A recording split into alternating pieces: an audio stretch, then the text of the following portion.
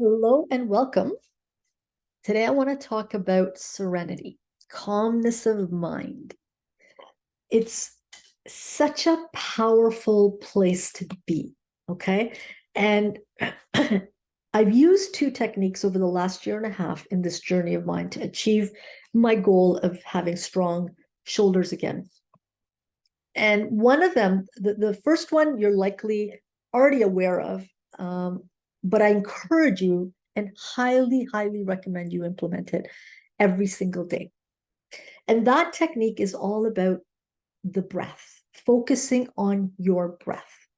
Now, in my story yesterday, when I was talking about the accident that happened in August 2022, prior to the accident was a blessing in disguise because it really woke me up. Okay. But prior to that, I was already experiencing shoulder pain. And I realized that I was in a very tight place. I was very tense a lot of the times. And the breaths that I was taking were not full breaths from the belly, they were breaths from the chest. And those kind of breaths constrict. They potentially block energy from circulating and flowing freely throughout the body, throughout the different cells in your body. And so we're all energy. Okay, we know this. Everything is energy. We're energy. And we want that energy to flow without any blockages, any constrictions.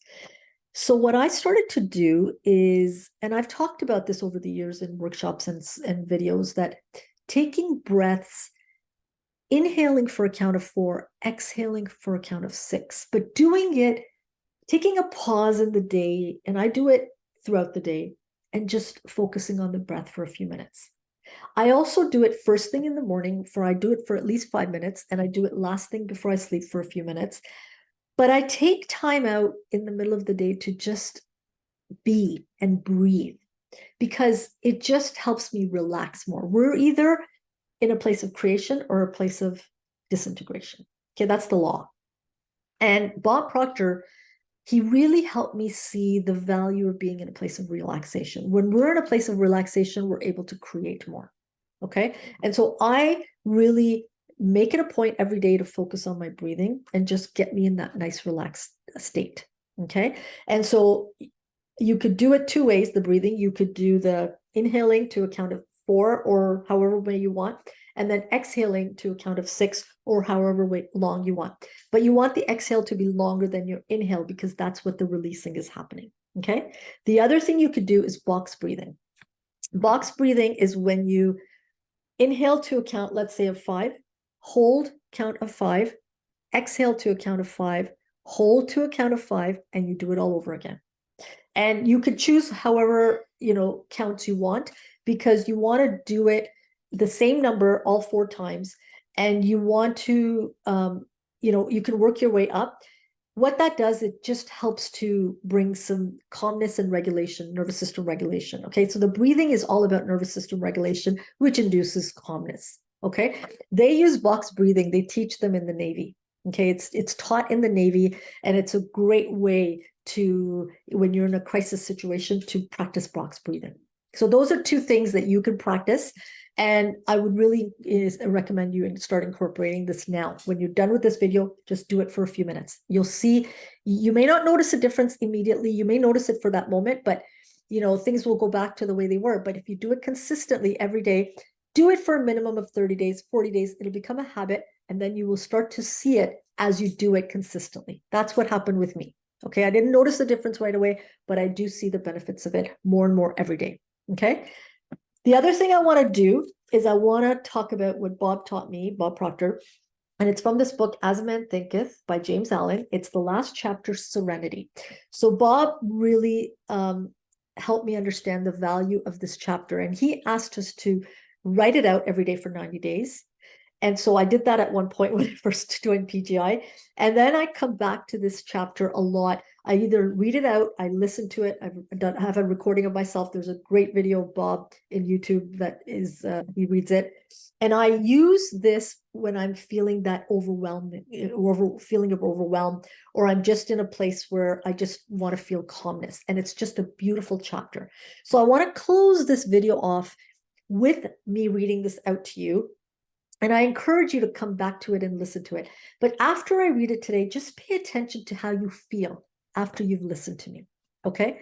And just keep doing it over and over again. Do it every day, once a day at least. Do it for 40 days. Okay. So, serenity.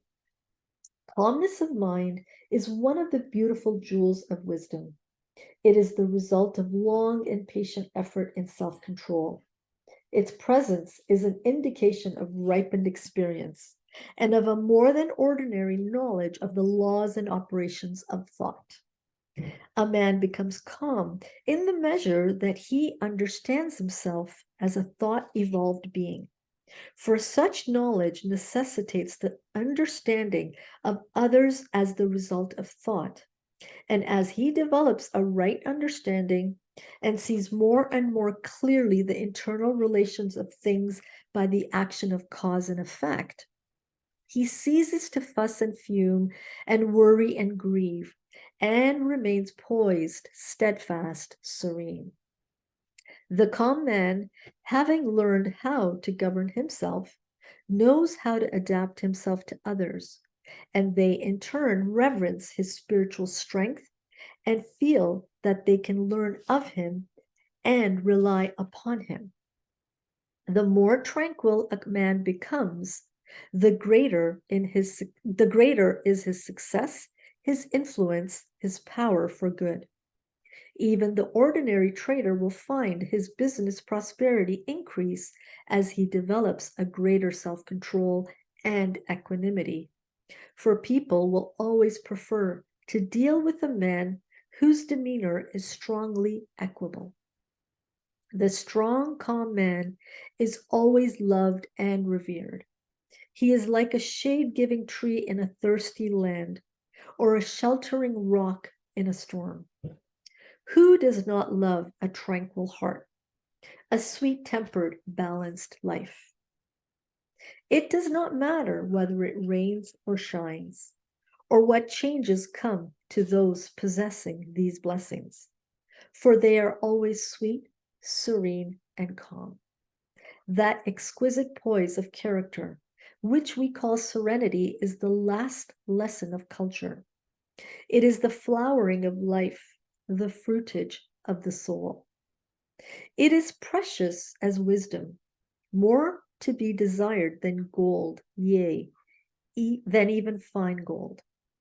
How insignificant mere money-seeking looks in comparison with a serene life, a life that dwells in the ocean of truth, beneath the waves, beyond the reach of tempests, in the eternal calm. How many people we know who sour their lives, who ruin all that is sweet and beautiful by explosive tempers, who destroy their poise of character and make bad blood.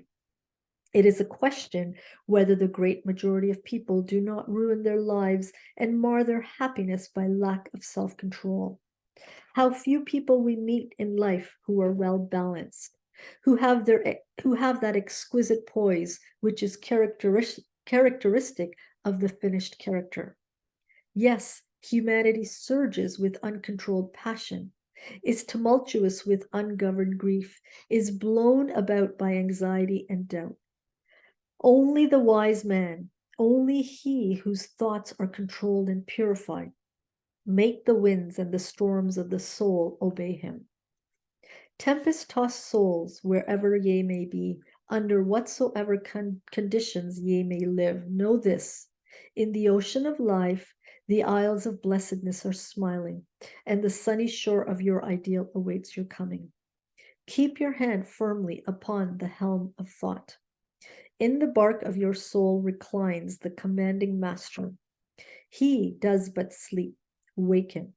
Self-control is strength. Right thought is mastery. Calmness is power.